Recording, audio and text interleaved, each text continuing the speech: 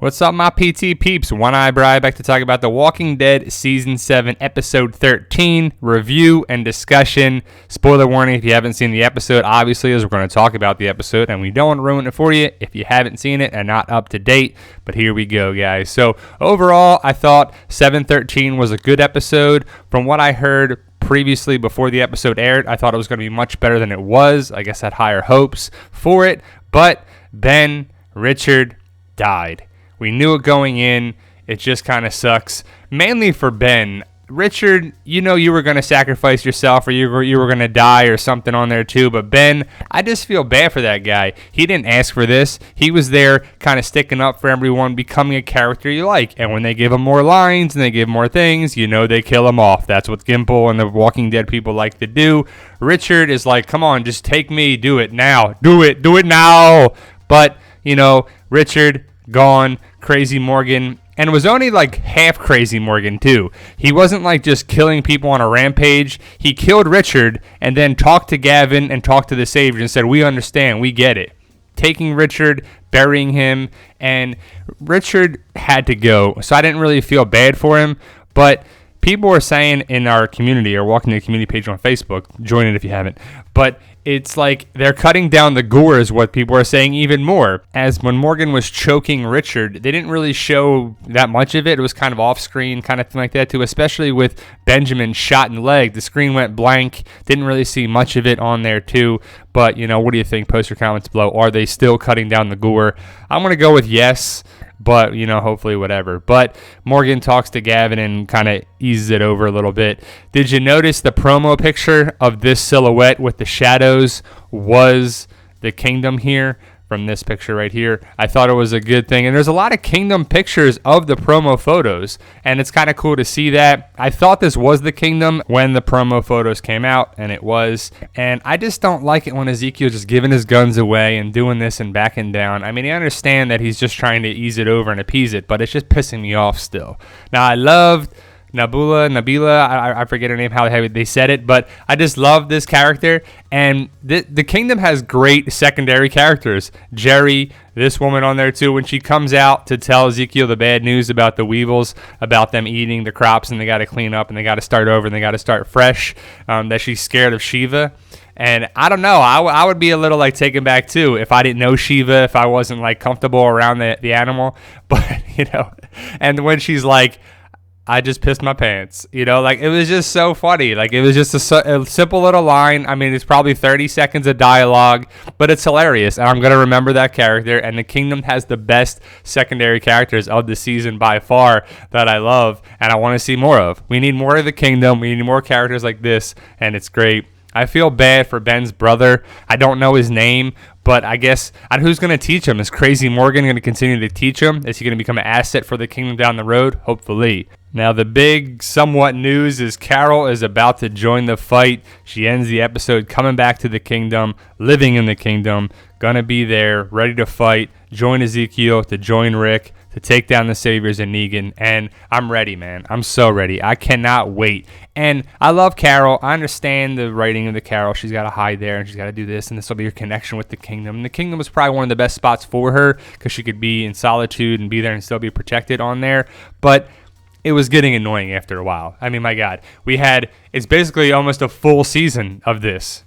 You know, season 6 to where she left to now, season 7, episode 13. She's coming back around. She's going to join the fight, and that's what we need.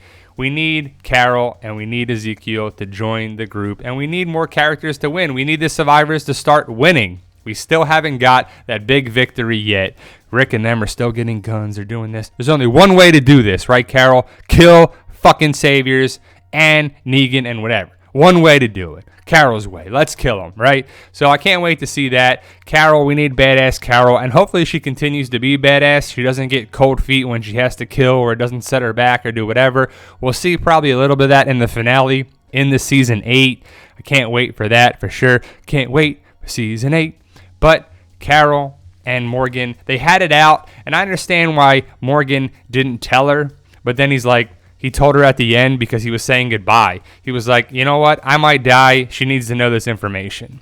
Now, for the whole thing with Richard putting the shopping carts in the way and everything and setting it up, why didn't you just devise a plan or something? I don't know. I mean, I guess I just think, why didn't you devise a plan with Ezekiel?